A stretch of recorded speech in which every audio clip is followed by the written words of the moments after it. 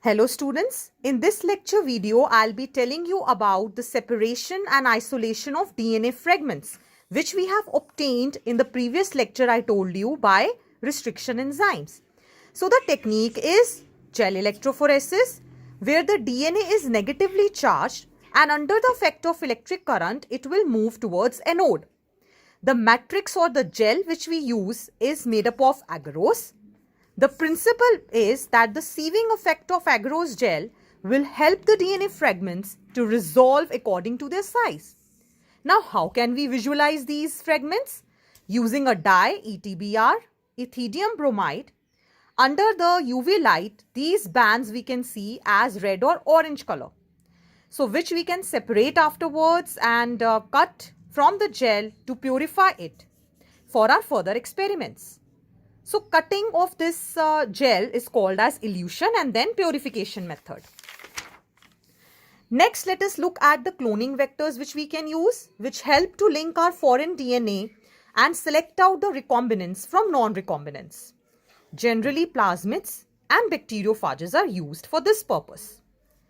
Now, the features which are needed to facilitate the cloning into the vector is presence of ORI, that is origin of replication, which will control high copy number of linked DNA. Second is selectable marker, which helps us to select out the recombinants from non-recombinants like antibiotic resistant genes of ampicillin, kanamycin, etc. Third is the presence of cloning site where the DNA can be linked, the recognition sites for restriction enzymes.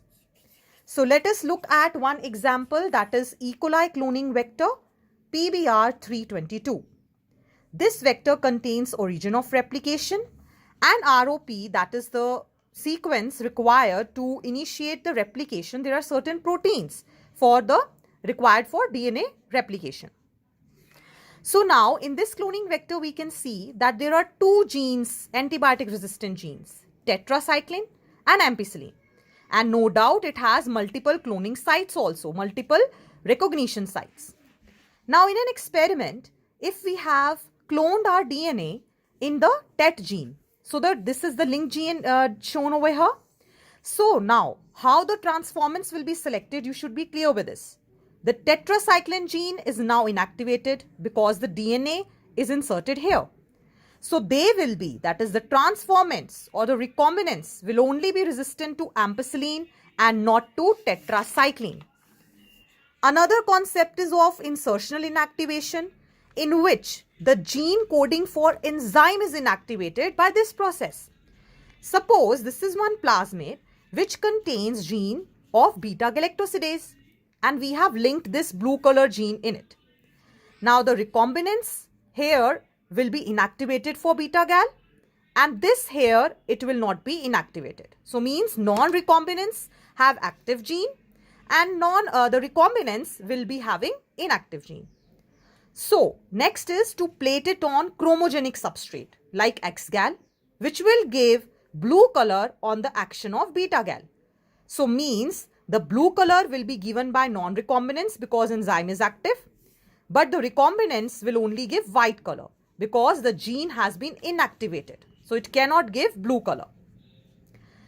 Next, looking at certain vectors for cloning like tumor-inducing plasmid of Agrobacterium tumefaciens, which generally infects plants. What we do, there is a tDNA which is tumor-inducing DNA. We will modify it, disarm the plasmid so that we can use it to transform normal cells.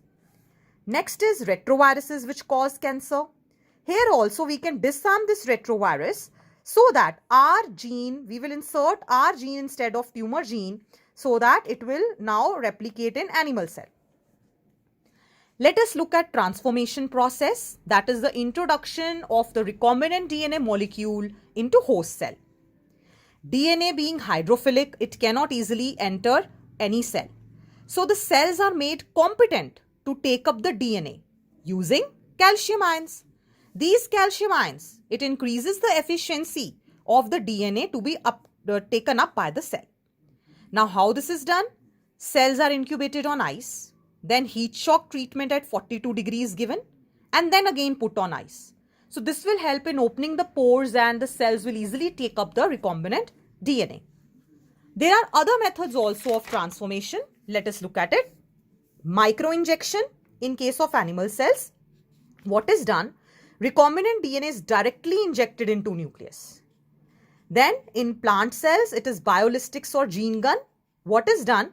With high velocity, small particles made up of gold and tungsten, these are coated with DNA and bombarded in the plant cells. Lastly, disarmed pathogen vectors.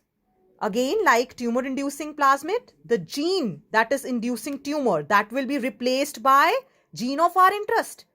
So it will be transferred into the host cell, and this is how we can carry out transformation processes.